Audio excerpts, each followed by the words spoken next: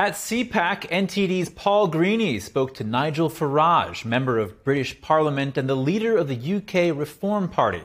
He weighed in on the Chinese Communist Party's transnational repression. Take a listen. And thank you for watching NTD News. We're here at CPAC at Washington, D.C. We're delighted to be joined by Nigel Farage. He's the leader of the UK Reform Party, which, in the UK's latest opinion polls, is now leading there. Nigel, thank you so much for coming on. Thank you very much. Are you surprised by this sudden boost in support for your party? Yes and no. I'm not surprised in the sense that we had 14 years of the Conservatives just breaking every promise they made in the most spectacular way. We've now got a Labour government, but it won a very loveless victory in the election. The Prime Minister's personal ratings bombing in a way we've never seen before. And most people saying, you know what? They're pretty much the same, the uniparty. So the gap in the market was obviously there. I've been around for decades. People know what I stand for. I've been very consistent in my principles. And whether you love me or hate me, you kind of know what you're going to get.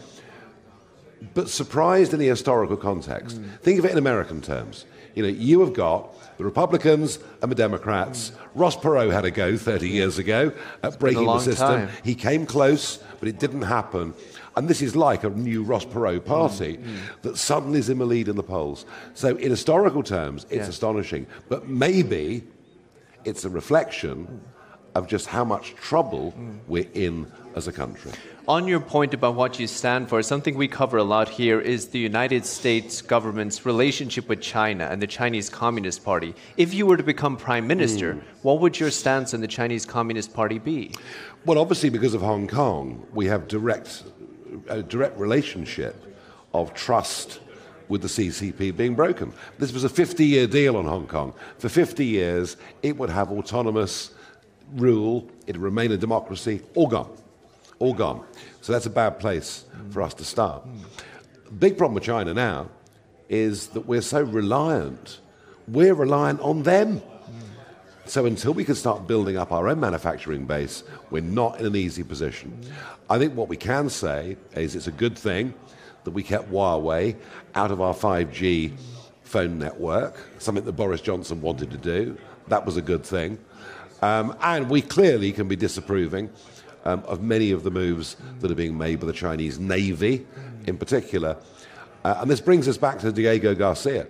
You know, this Labour government wants to get rid of the sovereignty of Diego Garcia and give it to Mauritius. Big problem for America. Big problem for the American Navy and Air Force if that happens. So there are things we can do, but I tell you what, it won't be easy.